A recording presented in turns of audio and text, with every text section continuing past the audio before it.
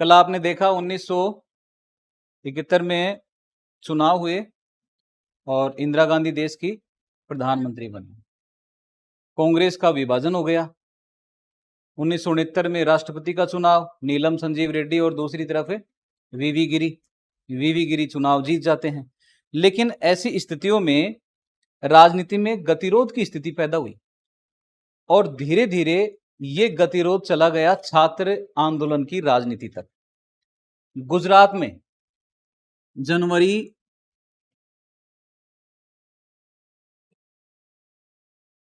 1974 में गुजरात में छात्र आंदोलन हुआ और जनवरी के बाद में अप्रैल में यही 1974 ये गुजरात में और ये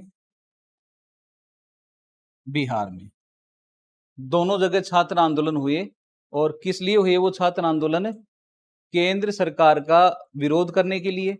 एक तरफ ये माना गया कि भाई ये जो छात्र हैं ये कांग्रेस का विरोध कर रहे हैं, क्योंकि केंद्र में कौन सी सत्ता थी उस समय? कौन सी पार्टी की सत्ता थी? कांग्रेस की। लेकिन दूसरी तरफ जो कारण थे, उस समय पूरे देश में स्थिति ऐसी थी, हमने पढ़ा कि भाई 1962 में हमारे देश की आर्थिक हालात खराब हो गए, चीन के साथ युद्ध हुआ। फिर 1965 में जब पाकिस्तान के साथ युद्ध हुआ तो और भी स्थिति एक तरह से रसातल में चली गई। 1965 से लेकर के 1967 तक खाद्यान्न का संकट रहा, यानी पूरे देश में एक तरह से गतिरोध की स्थिति। और ऐसे समय के ऊपर कांग्रेस पार्टी की सत्ता को अस्थिर करने का प्रयास किया विपक्षी नेताओं ने। और विपक्षी नेताओं में भी मुख्य नेता थे उस समय जयप्रकाश नारायण। जयप्रकाश नारायण जयप्रकाश नारायण को लोग उनका लोकप्रिय नाम जेपी के नाम से जानते थे। समाजवादी नेता थे और विपक्षी जो भी पार्टियां हैं उनका नेतृत्व करने की बात इन्होंने केवल दो शर्तें इन्होंने रखी और इन दो शर्तों के आधार पर स्वीकार की। कौन सी दो शर्तें रखी? कि भाई एक तो जो आप ये आंदोलन करने जा रहे हैं केंद्र सरकार के खिलाफ, तो एक काम, पहला काम आप ये करेंगे कि आंदोलन अहिंसक रहेगा, यानी आंदोलन में किसी भी प्रकार की हिंसा नहीं होगी। और दूसरी शर्त जो इन्होंने रखी वो थी आंदोलन केवल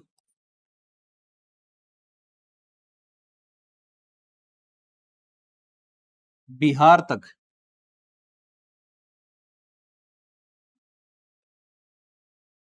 सीमित नहीं रहेगा।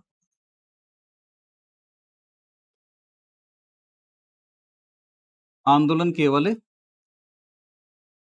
बिहार तक सीमित नहीं रहेगा कि भाई आप चलो मैं आपके आंदोलन का नेतृत्व तो कर लूंगा।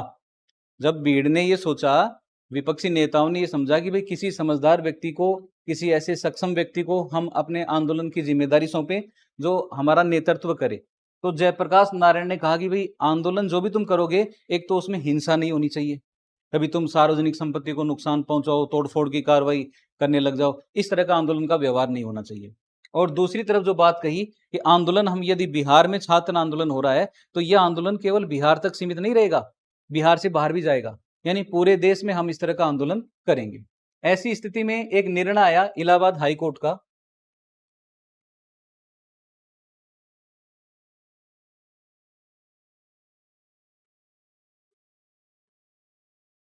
इलाहाबाद उच्च न्यायालय, न्यायालय, इलाहाबाद उच्च न्यायालय ने आदेश दिया। इलाहाबाद उच्च न्यायालय में राज नारायण नाम के व्यक्ति जो इंदिरा गांधी के खिलाफ चुनाव लड़ रहे थे, इंदिरा गांधी से हार गए थे, और राज नारायण ने जाकर के एक याचिका लगाई इलाहाबाद हाईकोर्ट में कि इंदिरा गांधी ने सरकारी मशीनरी का दुरुपयोग किया है, सरकारी कर्मचारियों का दुरुपयोग किया है। हम एक नाम सुनते हैं कई बार कि भाई आचार संहिता लग जाएगी चुनाव में, तो आचार संहिता का मतलब यही होता है कि कोई भी साधन है, चाहे मान लो वो यातायात के साधन है, कई बार नहीं देखते हम कि कोई नेता आ रहा है अपना भाषण देने के लिए, कोई हेलीकॉप्टर से आया, कोई किसी गाड़ी में बैठ करके आया, तो ये केवल निजी किराए के ऊपर उन साधनों का इस्तेमाल कर सकते हैं। किसी भी सरकारी वाहन का प्रयोग या सरकारी कर्मचारियों का प्रयोग अपने कार्यों के लिए नहीं कर सकते हैं। ऐसा मामला गया इलाहाबाद हाई कोर्ट में कि भाई इंदिरा गांधी ने सरकारी कर्मचारियों का दुरुपयोग किया है और उस सरकारी कर्मचारियों के सहयोग से ही वो चुनाव जीती है।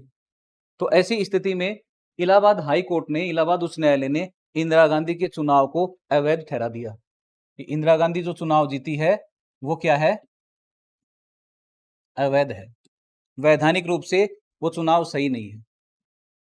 इस स्थिति में इंदिरा गांधी के सामने दो ही रास्ते थे, या तो वो अपने पद से इस्तीफा दे देती और दूसरा रास्ता था इस आदेश के ऊपर स्थगन आदेश लेना। कौन सा आदेश लेना? स्थगन आदेश। स्थगन आदेश। स्थगन का मतलब होता है, तुमने सामान्य रूप से ये सुना होगा, स्टे ऑर्डर आ जाता है ना कई बार कोर्ट का कि भाई इस संपत्ति के ऊपर या इस मामले के ऊपर स्टे ले लिया।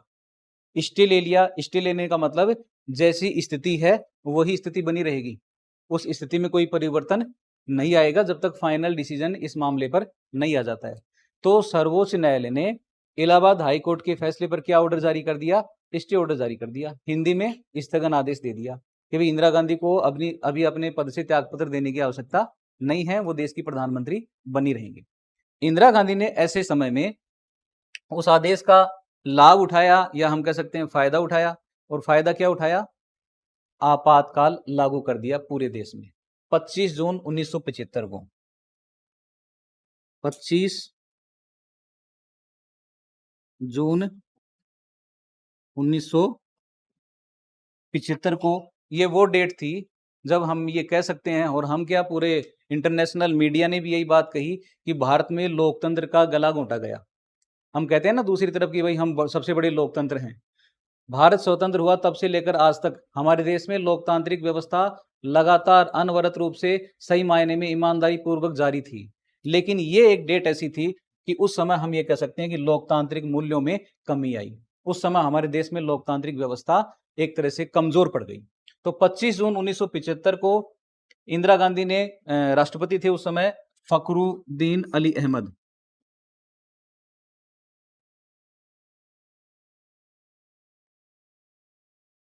फखरुद्दीन जो हैं उस समय राष्ट्रपति थे और इंदिरा गांधी के कहने पर राष्ट्रपति ने आपातकाल की घोषणा कर दी। आपातकाल क्या है एक बार देख लेते हैं।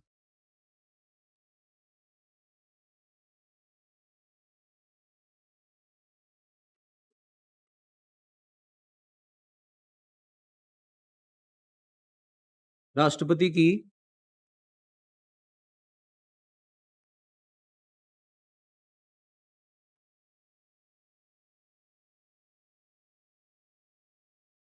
आपातकालीन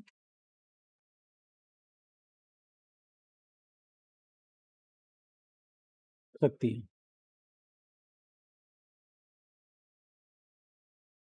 हमारे संविधान में कुछ चीजें हम सामान्य रूप से सोचते हैं या पढ़ते आए हैं कि भाई हमने मूल अधिकार कहाँ से लिए? अमेरिका के संविधान से।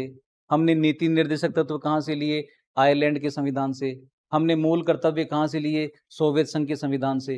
भाई आपातकालीन जो शक्तियां हैं वो हमने ली जर्मनी के संविधान से। यानी जो चीज हमें जहां जिस देश में अच्छी लगी वो चीजें हमने ग्रहण की। तो आपातकालीन शक्तियां हमारे यहाँ पर राष्ट्रपति की 3 हैं। कौन कौन सी? अनुच्छेद 352, अनुच्छेद 356 और अनुच्छेद 360। तीनों की प्रकृति अलग अलग है। अनुच्छेद 352 जो है वो संपूर्ण देश में, संपूर्ण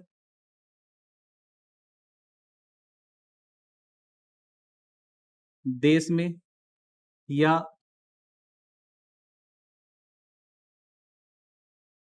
किसी क्षेत्र में लागू किया जा सकता है। 352 का जब भी प्रयोग किया जाएगा, या तो पूरे देश में लागू करेंगे या देश के किसी भाग में उसको 352 को लागू कर सकते हैं। क्यों कर सकते हैं, क्या कारण हो सकता है? कारण उस समय इंदिरा गांधी ने बताया क्या, मूल रूप से संविधान में वर्णित है, या तो बाह्य आक्रमण, या तो बाह्य आक्रमण, कोई देश हमला कर दे, ऐसी स्थिति में किसका प्रयोग किया जा सकता है? 352 का प्रयोग किया जा सकता है। दूसरा, आंतरिक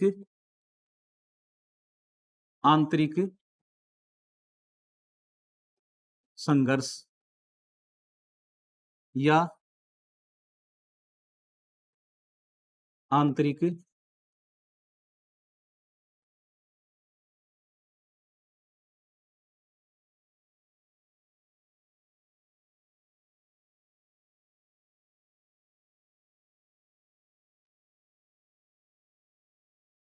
गड़बड़ी।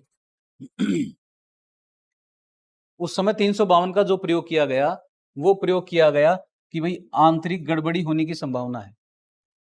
पूरे देश में जगह जगह आंदोलन हो रहे थे, कहीं महंगाई के नाम पर, कहीं बेरोजगारी के नाम पर, कहीं भ्रष्टाचार के नाम पर, यानी हर तरह से विरोध होने की गुंजाइश। और वहां यह माना गया कि यह आंतरिक गड़बड़ी हमारी केंद्र सरकार को अस्थिर करने के लिए की जा रही है, और इस आंतरिक गड़बड़ी का सहारा लेकर के 352 का प्रयोग किया 25 जून 1975 को। 356 का प्रयोग कब किया जाता है? हालांकि अब वर्तमान में ये दोनों शब्द हटा दिए हैं संविधान से, आंतरिक गड़बड़ी या आंतरिक संघर्ष। और कब हटाए गए ये भी बताते हैं। ये 44वें संविधान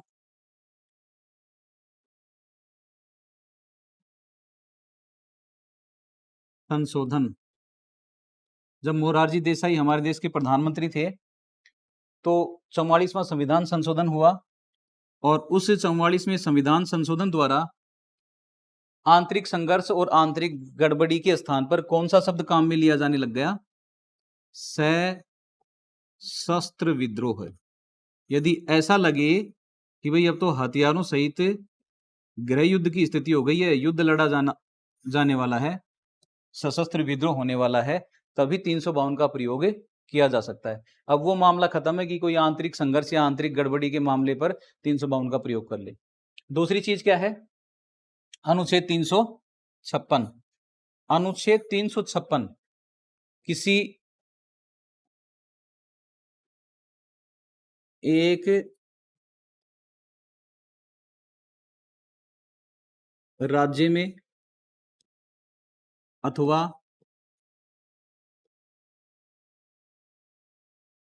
एक से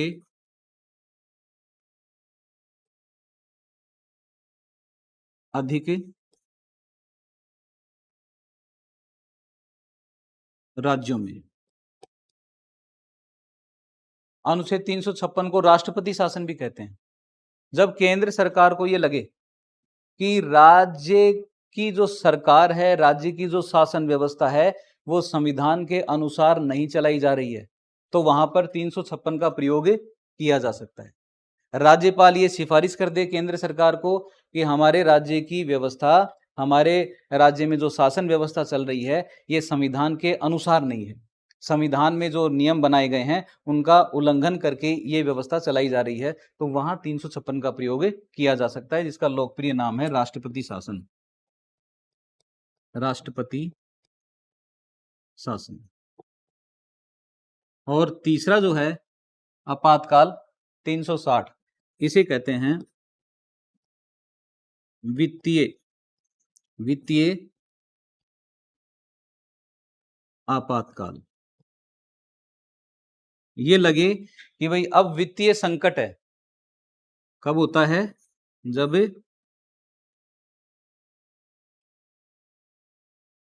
वित्तीय संकट हो या देश की जो साख है वो खतरे में है, वो सुरक्षित नहीं है। यही दो कारण ऐसे हैं कि वित्तीय संकट आ गया, देश की साख खतरे में है, सरकार को लगे कि भाई अब कर्मचारियों का वेतन नहीं दिया जा सकता है, तो 360 का प्रयोग किया जाता है। अभी तक का, आज तक का अगर इतिहास देखें तो 352 का 3 बार प्रयोग हुआ है। पहली बार प्रयोग हुआ 352 का 1962 में। 1962 में क्या हुआ था? चीन के साथ युद्ध हुआ था।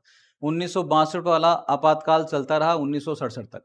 दूसरा जो काम हुआ 1971 में, क्योंकि 65 वाला जो युद्ध हुआ ना, पहले तो चीन के साथ युद्ध होता है और फिर बाद में पाकिस्तान के साथ। तो 1962 में आपातकाल लगा दिया था। कौन सा आपातकाल? अनुच्छेद 352। तो ये रेगुलर चल रहा था, उसी समय पाकिस्तान के साथ हो गया, तो अलग से लगाने की आवश्यकता थोड़ी पड़ी, वही चलता रहा आगे।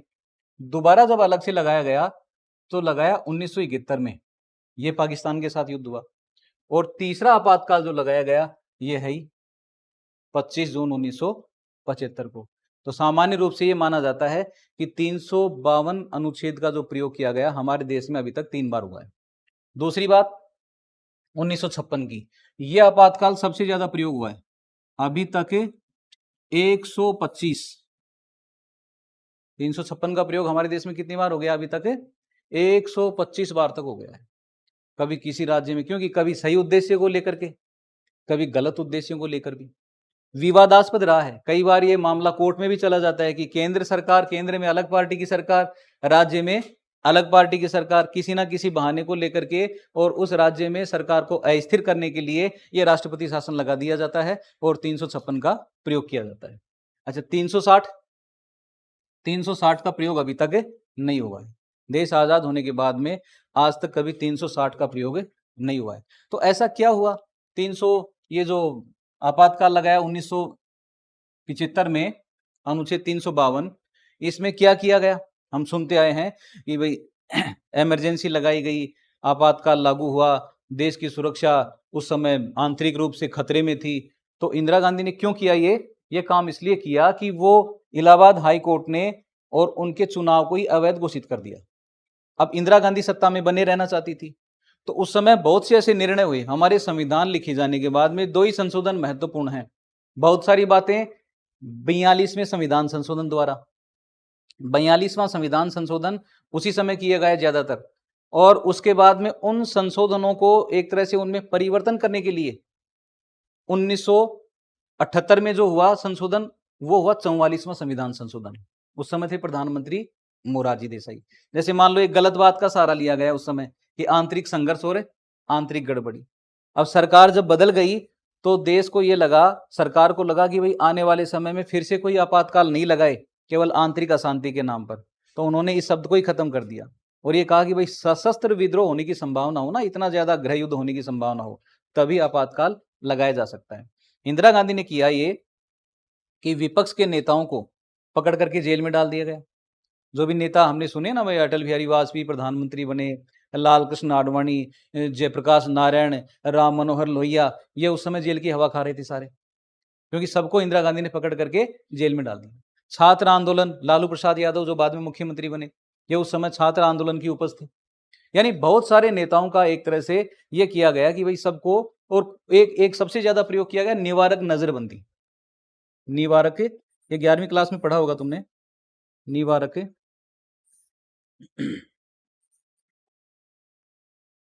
नजरबंदी। ये क्या होता है?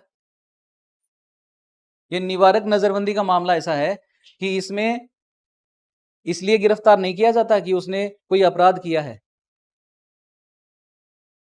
इसलिए गिरफ्तार नहीं किया जाता कि उसने कोई अपराध किया है, बल्कि इसलिए अपराध किया जाता है कि उसके अपराध करने की संभावना है। मतलब महत्वपूर्ण चीज क्या है कि भाई अपराध नहीं किया इसने, लेकिन ये अपराध कर सकता है, इसलिए निवारक नजरबंदी का प्रयोग किया गया उस समय। और इसमें 3 महीने तक जेल में, 3 माह तक जेल में डालने का प्रावधान है।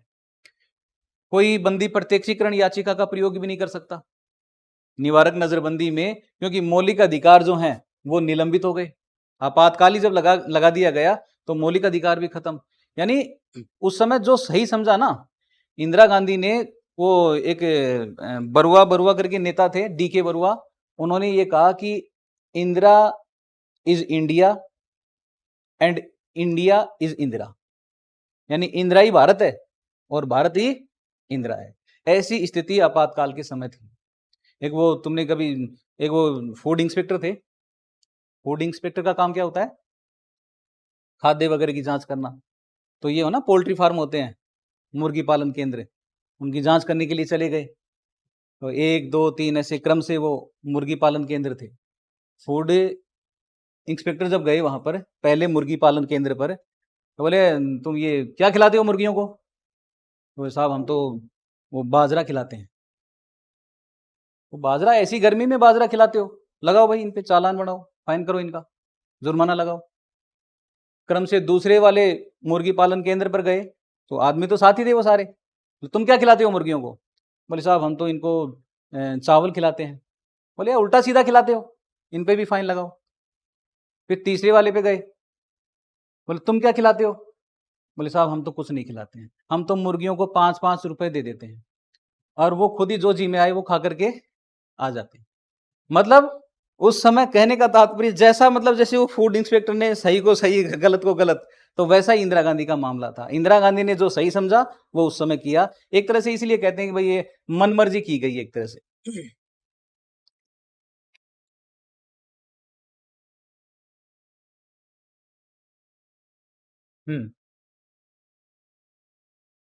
1971 के बाद की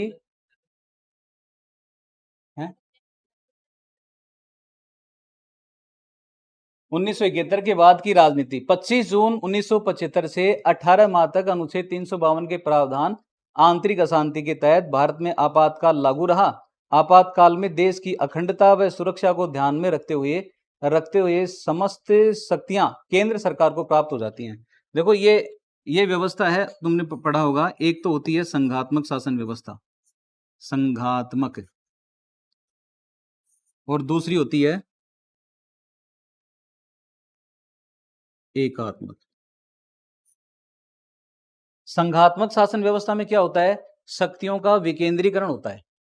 शक्तियों का विकेंद्रीकरण होने का मतलब शक्तियां बांट दी जाती हैं। हमने पढ़ा है ना, संघ सूची, राज्य सूची, समवर्ती सूची, और फिर लास्ट वाली अवशिष्ट शक्तियां, कि भाई संघ सूची पे केंद्र कानून बनाता है, राज्य सूची पर राज्य कानून बनाएगा, और समवर्ती सूची के विषयों पर दोनों कानून बनाएंगे। विरोध हो जाएगा तो केंद्र की मान्य होगी, और अवशिष्ट शक्तियां, जो बची खुची शक्तियां रह गई, उन विषयों के ऊपर कानून बनाने का अधिकार केंद्र को दिया गया है। तो इस व्यवस्था में संघात्मक में यही होता है कि शक्तियों का बंटवारा हो गया, यानी उनका विकेंद्रीकरण हो गया। और दूसरी तरफ एकात्मक मतलब यानी शक्तियों का केंद्रीकरण होना। केंद्र जब जिस शासन व्यवस्था में मजबूत होगा, तो इसका मतलब वहां कौन सी शासन व्यवस्था है? एकात्मक शासन व्यवस्था है। यहां क्या कह रहा है ये, कि समस्त शक्तियां सरकार को प्राप्त हो जाती हैं। और कौन सी सरकार? सरकार तो राज्य में भी है, सरकार केंद्र में भी है, लेकिन यहां किसकी तरफ इशारा है कि सारी शक्तियां किसके पास हो जाती हैं? केंद्र सरकार के पास एकत्रित हो जाती हैं आपातकाल में। राज्यों का कोई भूमिका नहीं है। आपातकाल के प्रमुख कारक, जो आपातकाल जब लगा तो उसके लिए कौन से कारक ऐसे थे जिन्होंने ये भूमिका बनाई? तो पहला ये बता रहा है कि भाई आर्थिक कारक, देश महंगाई की चपेट में था। हमने पढ़ा खाद्यान्न संकट आया, युद्ध हुए, हमारी तो पंचवर्षीय योजना ही डिले हो गई। पंचवर्षीय योजना क्रम से नहीं चल पाई उस समय। क्यों नहीं चल पाई? आर्थिक व्यवस्था मजबूत नहीं थी। दूसरा, छात्र आंदोलन, विशेष रूप से कौन से राज्यों में? पहले गुजरात में, और दूसरा बिहार में। तीसरा, नक्सलवादी आंदोलन। नक्सलवादी आंदोलन मैंने बताया था तुम्हें 1964 में। 1964 में एक पार्टी थी, भाकपा, मतलब भारतीय कम्युनिस्ट पार्टी। और इस भारतीय कम्युनिस्ट पार्टी का विभाजन हो गया और एक और पार्टी बनी, माकपा, यानी मार्क्सवादी कम्युनिस्ट पार्टी। और आगे जाकर के इस मार्क्सवादी कम्युनिस्ट पार्टी का भी विभाजन हुआ, और तीसरी पार्टी बनती है यहां पर माकपा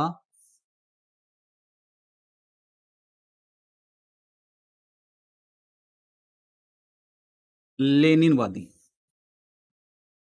मार्क्सवादी, मार्क्स नाम के विचारक हुए हैं।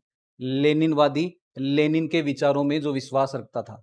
तो उस समय क्या था कि जो सोवियत संघ में या सोवियत संघ से जिसकी विचारधारा मैच करती थी वो भारतीय कम्युनिस्ट पार्टी में, और जिनकी विचारधारा चीन की विचारधारा में विश्वास करती थी वो मार्क्सवादी कम्युनिस्ट पार्टी में। यानी यहां तक तो ठीक है, वो है ना, विश्व के मजदूरों एक हो जाओ नारा दिया गया, तो ये मजदूरों के हितों के लिए लड़ने वाली पार्टियां। फिर मार्क्सवादी पार्टी ये तो चलो लोकतांत्रिक रूप से लड़ रही थी, लेकिन लोकतंत्र में भी जब हिंसा शामिल हो गई, यानी ये तीसरा था मार्क्सवादी लेनिनवादी पार्टी, ये हिंसा को भी मिला लिया इन्होंने साथ में। तो ये हिंसा का रूप लिया किसने? नक्सलवाद ने।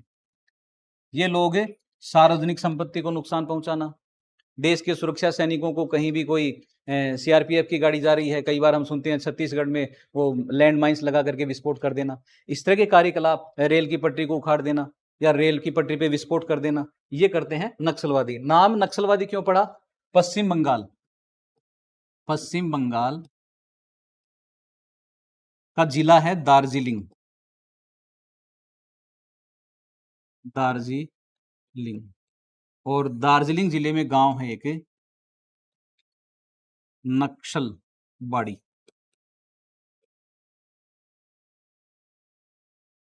पश्चिम बंगाल राज्य का नाम, पश्चिम बंगाल का जिला कौन सा? दार्जिलिंग, और दार्जिलिंग का गांव कौन सा? नक्सलबाड़ी। एक व्यक्ति थे चारू मजूमदार, चारू मजूमदार, चारू मजूमदार के नेतृत्व में जिन लोगों ने लोकतांत्रिक व्यवस्था को नुकसान पहुंचाया या मान लो आंदोलन किया, तो वो एकत्रित हुए नक्सलवाड़ी गांव में, और वहीं से नाम निकला नक्सलवादी आंदोलन। रेल हड़ताल, एक बाद में हमारे मंत्री भी रहे, रेल मंत्री रहे, फिर वो रक्षा मंत्री भी बने, जॉर्ज फर्नांडीज। तो जॉर्ज फर्नांडीज के नेतृत्व में उस समय रेल हड़ताल हो गई, कर्मचारियों का वेतन कम कर दिया गया, काट लिया गया, कई मांगे थी उनकी, तो रेल हड़ताल देश में उस समय हो रही थी। और चौथा, न्यायपालिका के संघर्ष। न्यायपालिका के संघर्ष क्या थे? देश में हम ये सुना कि भाई जब आपातकाल लग गया तो बहुत से ऐसे मामले सुप्रीम कोर्ट में गए, सर्वोच्च न्यायालय में गए, तो कोई ना कोई बात को लेकर के विवाद होता था न्यायपालिका में और सरकार में। सरकार ये कहती थी कि आपातकाल में इनके मूल अधिकारों को निलंबित किया जा सकता है, जबकि सर्वोच्च न्यायालय का यह मानना था कि संविधान की जो मूल भावना है उसे नुकसान नहीं पहुंचाया जा सकता। तो न्यायपालिका से उनका संघर्ष रहा। आर्थिक कारक, गरीबी हटाओ का नारा कुछ खास नहीं कर पाया था। किसने दिया था नारा? इंदिरा गांधी ने।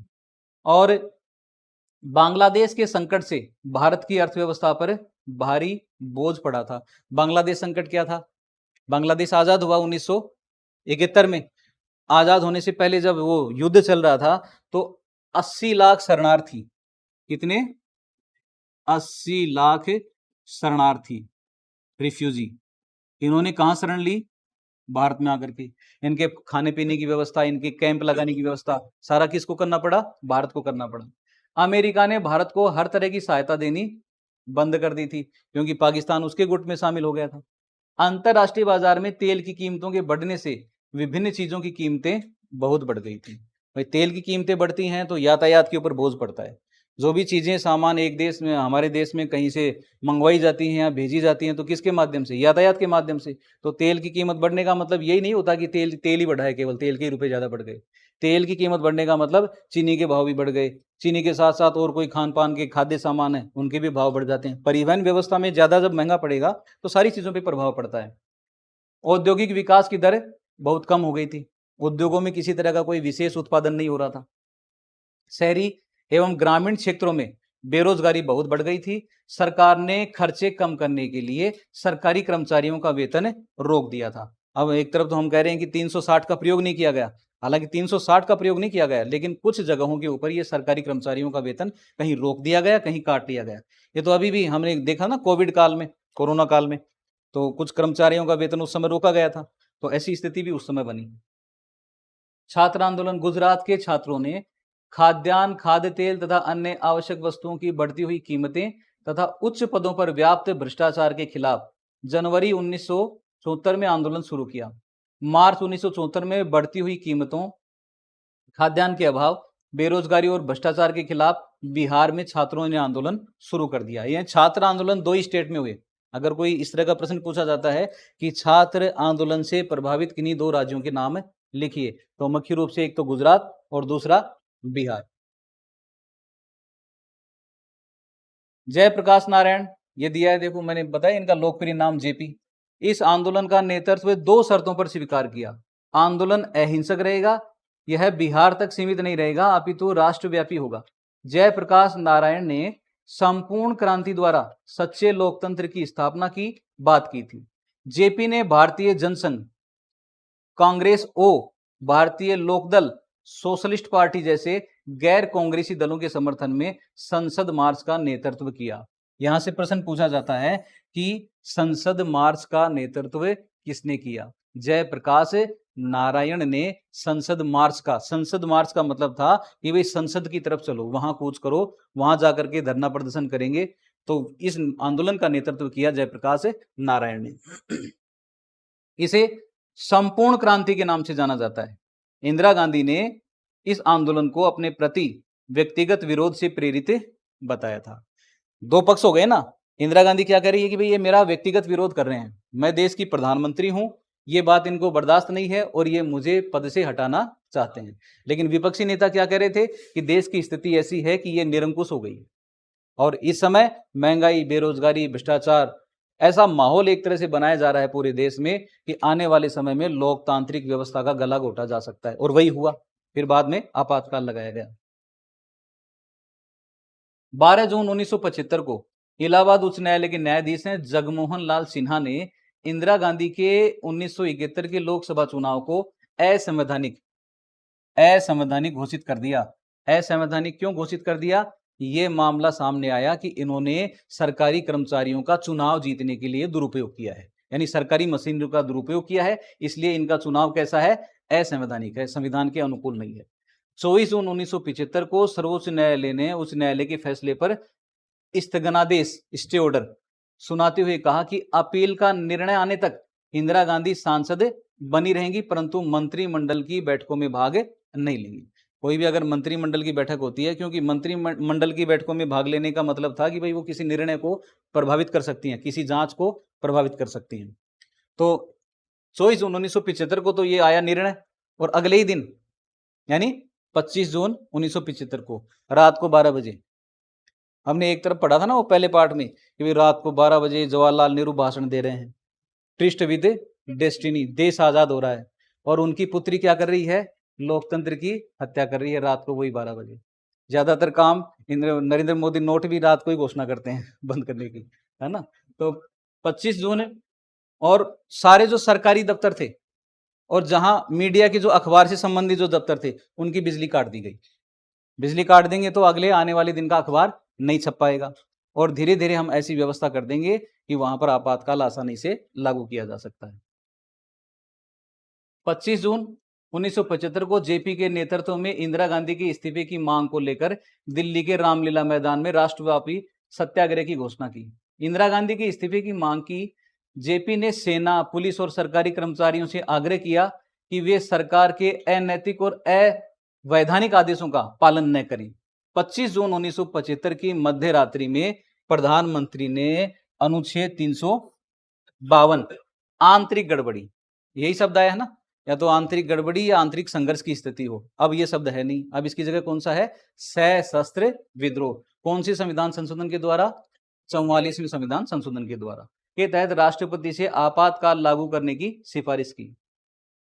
आपातकाल के परिणाम, विपक्षी नेताओं को जेल में डाल दिया गया।